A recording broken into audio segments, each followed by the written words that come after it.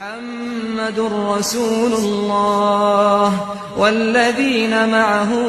أشداء على الكفار رحماء بينهم تراهم ركعا سجدا يبتغون فضلا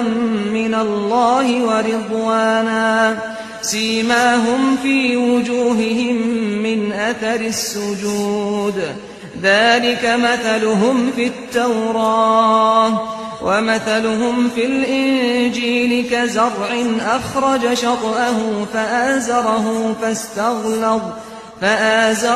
فاستغلظ فاستوى على سوقه يعجب الزراع ليغيظ بهم الكفار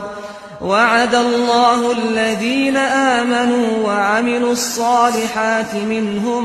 مغفرة وأجرا عظيما.